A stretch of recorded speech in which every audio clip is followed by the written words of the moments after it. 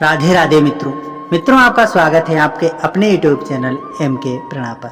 मित्रों, आज हम बड़ी ही सुंदर, बड़ी ही रोमांचक कहानी लेकर के आपके सामने उपस्थित हैं। हमारी आज की कहानी है पाप या पुण्य। मित्रों, हम आज की कहानी में जानेंगे कि पाप बड़ा है या पुण्य, या क्या करने से इंसान को सुख की प्राप्ति होती है। मित्रों, कहानी बड़ी ही रोमांचक है, बड़ी ही प्रेरणादायक है, इसलिए कहानी को पूरा अंत तक जरूर सुनिएगा। तो मित्रों, ज्यादा समय बर्बाद ना करते हुए आज की कहानी प्रारंभ करते हैं। किसी समय एक गांव में चरवाहों का एक झुंड रहता था। उस गांव में एक वृक्ष के नीचे बिल में विषधर नाम का एक लंबा काला सर्प रहता था। वृक्ष गांव के एक खेत के कोने में था। वहां पर जो भी जाता विषधर उसे डस लेता और वे व्यक्ति तत्काल ही मृत्यु को प्राप्त हो जाता। सर्प के डर से लोगों ने उधर जाना ही छोड़ दिया। गांव के चरवाहे लड़के जब अपनी गायों को जंगल चराने जाते तो रास्ते में वही खेत पड़ता। चरवाहे लड़के इस बात का बहुत ध्यान रखते कि वे सदैव पगडंडी पर चलें और भूल कर भी उस वृक्ष के निकट ना जाएं। मगर इतनी सावधानी बरतने पर भी कोई ना कोई उधर चला ही जाता और काल का ग्रास बन जाता। एक दिन संध्या के समय गांव में एक सन्यासी आए। वे उसी पगडंडी से गुजर रहे थे। उसने चरवाहे गुजरते थे। संयोग बस चरवाहे लड़के जंगल से वापस लौट रहे थे। इधर सन्यासी किसी शांत स्थल की खोज में थे जहां पर बैठकर वे ईश्वर का ध्यान कर सके। तभी उनकी नजर उसी विशाल वृक्ष पर गई जहां विषधर सर्प रहता था। सन्यासी ने चरवाहे लड़कों से पूछा, लड़कों, ये खेत किसका है? मुझे इस वृक्ष के नीचे ध्यान लगाना है। खेत मालिक नाराज तो नहीं होगा? खेत मालिक तो कुछ नहीं कहेगा बाबा, एक लड़के ने कहा, मगर आप वहां मत जाना। वहां विषधर नाम का एक लंबा काला नाग रहता है। वह अत्यधिक क्रोधी है। यदि आप वहां गए तो वह आपको डस लेगा। ओ, ये बात है तो चलो, कोई बात नहीं, मैं वहां जाकर ध्यान लगा लूंगा। कह करके सन्यासी उस विशाल वृक्ष की ओर चल दिया। चलते चलते ए बाबा वहां पहुंच गए। लड़के बोले कि चलो देखते हैं कि अब बाबा बचेंगे या नहीं। किसी लड़के का स्वर उभरा और सभी लड़के अपने अपने घर चले गए। उधर सन्यासी सर्प के बिल के पास पहुंचे ही थे कि विषधर नाम का वह लंबा काला सर्प फुर्ती से बाहर आया और फन उठा करके फुकारने लगा। सन्यासी ने तेजी से कोई मंत्र पढ़ा और अगले ही पल विषधर का सिर झुकता चला गया। पैर निढल होकर के जमीन पर लेट गया। सन्यासी ने कहा, देखो, मैं ईश्वर का ध्यान करूंगा, तुम विघ्न मत डालना, समझे? कह करके सन्यासी वहीं वृक्ष के पास ध्यान में लीन हो गए और सर्प वहीं पर पड़ा रहा। धीरे धीरे मंत्रोच्चारण करते हुए सन्यासी की आंखें मुंद गईं। उनका संबंध दुनिया से टूट गया और सीधे ईश्वर से जुड़ गया। कई घंटे बाद जब सन्यासी की आंखें खुली तो उन्होंने देखा कि विषधर उसी तरह निढाल सा जमीन पर पड़ा है। उन्होंने मुस्कुराकर सर्प से पूछा, तुम अभी यहीं हो? जी महाराज, सर्प ने जवाब दिया। तुम सुधर क्यों नहीं जाते? तुम जानते हो कि तुम्हारे जहरीले डस से लोगों की मृत्यु हो जाती है। सन्यासी ने विनम्रता से कहा, मैं खुद ही चाहता हूं महाराज कि मैं सुधर जाऊं, मगर क्या कहूं, मुझे आदत सी पड़ गई है।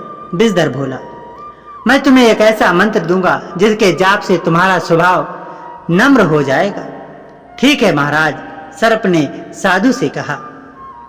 फिर सन्यासी ने सर्प को एक मंत्र सिखा दिया और कहा, मैं 1 वर्ष पश्चात फिर आऊंगा, इस मंत्र का जाप मत छोड़ना। कहकर सन्यासी वापस चले गए।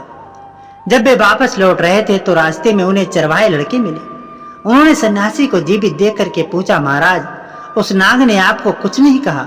चरवाहे लड़के आश्चर्यचकित सन्यासी को ताके जा रहे थे। नहीं, उसने मुझे कुछ नहीं कहा, और हाँ, अब वह एक अच्छा सर्प बन गया है, अब वह किसी को कुछ नहीं कहेगा। कह करके सन्यासी आगे बढ़ गए। मगर चरवाहे लड़के ये सुनकर के जड़बत से रह गए थे। उन्हें विश्वास नहीं हो रहा था कि जो कुछ सन्यासी कह रहे थे वह सब सच था। मगर सन्यासी को जीवित देखकर उन्हें विश्वास भी करना पड़ा। फिर जल्द ही ये बात सारे गांव में जंगल की आग की तरह फैल गई कि वृक्ष वाला सर्प नरम स्वभाव का हो गया है। असल में हुआ यह था कि चरवाहा लड़का भूल से वृक्ष वाले सर्प के सामने पड़ गया। वह सर्प से इतना नजदीक था कि यदि सर्प चाहता तो एक ही झटके में उसे समाप्त कर सकता था, मगर उसने लड़के को कुछ भी नहीं कहा और वापस अपने बिल में चला गया। ये सब कुछ बहुत से लोगों ने अपनी आंखों से देखा और इस पर विश्वास किया। फिर जैसे तैसे समय बीत गया। गांव वालों ने देखा कि सर्प बहुत नम्र स्वभाव का होता जा रहा है। धीरे धीरे गांव वालों से दिल से उसका डर निकल गया। अब वह किसी को भी नहीं काटता था। सर्प भी आराम से अपना जीवन यापन करने लगा। अब वह घास फल फूल आदि खाकर पेट भरता था। जीवों का भक्षण करना उसने पूरी तरह से त्याग दिया था। पाप या पुण्य, यही कहानी का मतलब है। हम इस कहानी में जरूर ये जानेंगे। तो मित्रों, बने रहिए हमारे साथ। मगर वक्त को ये शांति मंजूर न थी। जैसे जैसे सर्प नम्र स्वभाव अपनाता गया, उसकी मुश्किलें बढ़ने लगी। अब जब भी चरवाहे लड़के खेत से गुजरते बिजदर को पत्थर मारे बिना ना रहते, मगर वह इस और विशेष ध्यान ना देता। कभी कोई पत्थर उड़ता हुआ उसकी पीठ या शरीर के किसी हिस्से से आकर के टकराता और वहां से खून बहने लगता।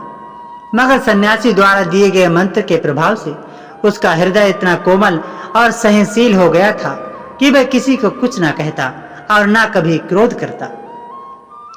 मगर ये मनुष्य जाति भी ईश्वर ने अजीब चीज बनाई है। ये जिस वस्तु से डरती है उसका नाम तक लेना पसंद नहीं करती, और जिस वस्तु से डरती नहीं है उसके प्राण लिए बिना छोड़ती नहीं। इस जाति के सामने यदि कोई शक्तिशाली ताकतवर और दबंग है तो ये उससे सामने घुटने तक टिका देती है, लेकिन यदि उसके सामने कोई अच्छा और नरम स्वभाव बनाना चाहे तो ये उस पर जुल्म करती है और उसे वापस उसी स्वभाव को अपनाने पर उतारू करती है जिसे वे छोड़ना चाहता है। मगर जो स्वभाव के हटीले व दृढ़ होते हैं वे मरते दम तक वापस नहीं लौटते, और सन्यासी के मंत्र ने बिजदर के मन को हटीला और दृढ़ बना दिया था। एक दिन संध्या के समय चरवाहे लड़के जंगल से लौट रहे थे कि उनकी नजर बिजदर पर पड़ी। उन्होंने बिजदर को पत्थर मारने शुरू कर दिए। बिजदर पिटता रहा मगर कुछ बोला नहीं। तभी एक लड़के ने सोचकर कि बिजदर कुछ कहेगा तो है नहीं, उसकी पूंछ पकड़ ली और हवा में घुमाने लगा। दूसरे लड़के ने देखकर खिलखिला पड़े। साथ ही साथ वे उस लड़के का साहस भी बढ़ा रहे थे। कुछ देर तक बिजदर को घुमाने के बाद लड़के ने बिजदर की पूंछ छोड़ दी। बिजदर हवा में तैरता हुआ एक पत्थर से जा टकराया और वहीं अधमरा सा हो गया। चरवाहे लड़के हंसते खिलखिलाते वापस लौट गए।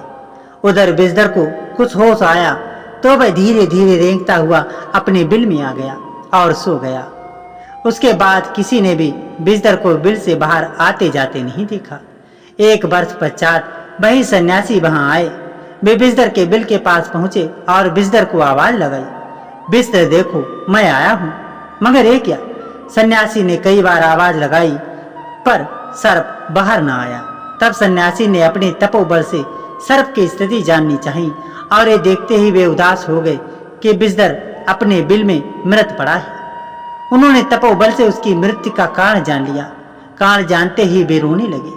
वे सोच रहे थे कि आज तक मैंने कोई पाप नहीं किया था, मगर आज ये कैसे मुझसे कैसा पाप हो गया। मैं स्वयं भी नहीं कह सकता कि ये पुण्य है या पाप है।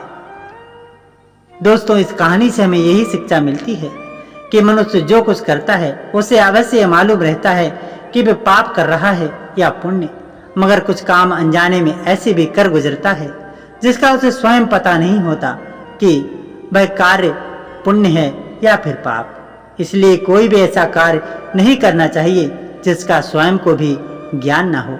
दोस्तों, आज की कहानी से आपको क्या सीखने को मिला हमें कमेंट बॉक्स में जरूर बताइएगा। साथ ही हमारे चैनल की प्रेरणा पर अगर हमसे नए जुड़े हैं तो हमारे चैनल को सब्सक्राइब करके बेल आइकन को ऑल पर प्रेस रखें ताकि आने वाली वीडियो की हर नोटिफिकेशन आपको सबसे पहले मिल सके। तो दोस्तों, मिलते हैं आपसे आगे एक शानदार वीडियो के साथ। तब तक के लिए आप अपना और अपने प्रियजनों का ख्याल रखिएगा। धन्यवाद। राधे राधे।